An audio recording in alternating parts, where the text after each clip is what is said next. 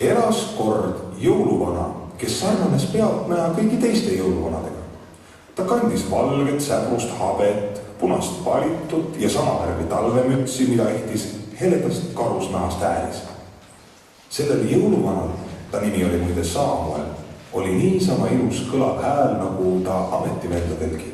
Ja suviti sangpommi tõstes treenis ta oma lihased tugevaks, nii et kogukas kingikott oli tema jaoks sama kerge nagu sulepadi. Saamueli musklid olid sitked ja nobedad nagu hiired. Ja ometi muutus Saamueli meel ärevaks iga kord, kui jõulud hakkasid lähenema. Jõuluvana Saamuel kartis nimelt lapsi. Naljakas küll, eks ole. Suur, tugev taat, aga lapsi pelgab.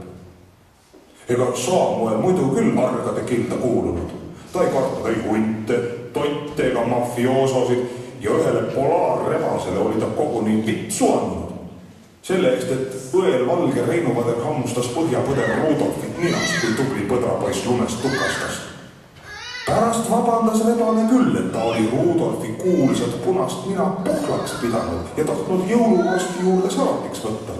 Aga põder ütles mitu päeva häbelikult sinise ninaga rindiga nõustunud jõuluvana laste juurde sõidutama.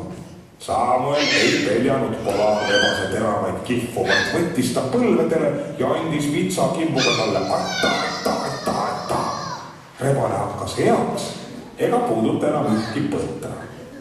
Ka jääkaru Franz Joosep kuulas jõuluvana Saamueli sõna, kuigi ta muidu oli üpris põikpäine olevus, kes inimestest suurt ei hoolinud.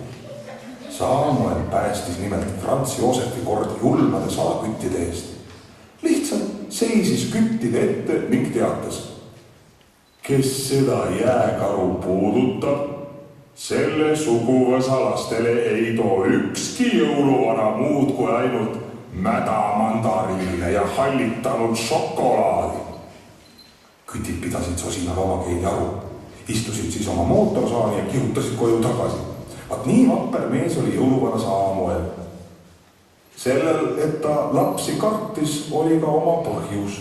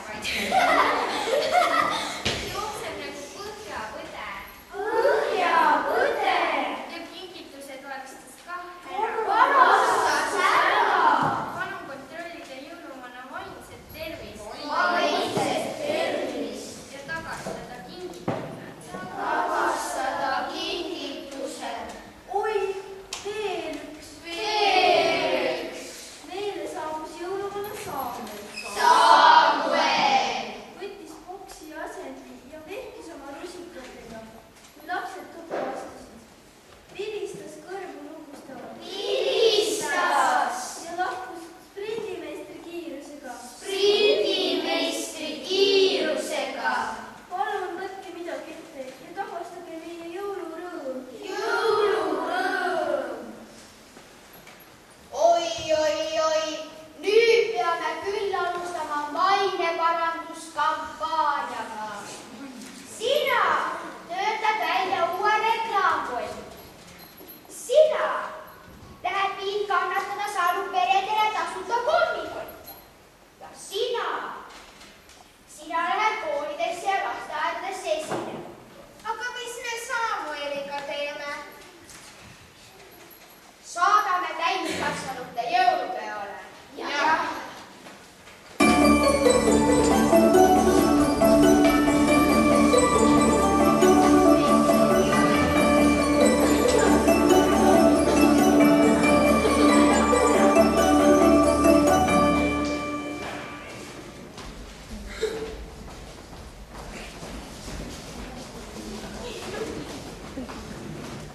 Ulatage mulle sülti, palun.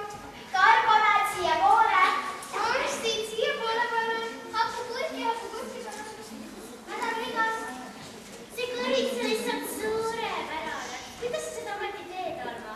See on nii lihtne. Hei! Kas siin peres ka häid lapsi on? Me kõik oleme head. Hea. Aga kas te mõnda salmi ka teate? Tühja neist salmidest, mina tean ühte anekdooti. On ju Põhja-Natsu lähevad panka röövima. Mõlemal mustad maskid peas. Lähevad ja kõik müüjad hakkavad kõva häälega naerma ning küsivad, kuidas te meid röövida saate? Teil pole ju relvigi kaasas. Mille peale Puhh ütleb, Natsu, võta mask peast ära ja köhi. Aga kas te mõnda salmi ka teate? Jänesena nime pea, rohkem sa enam ei tea.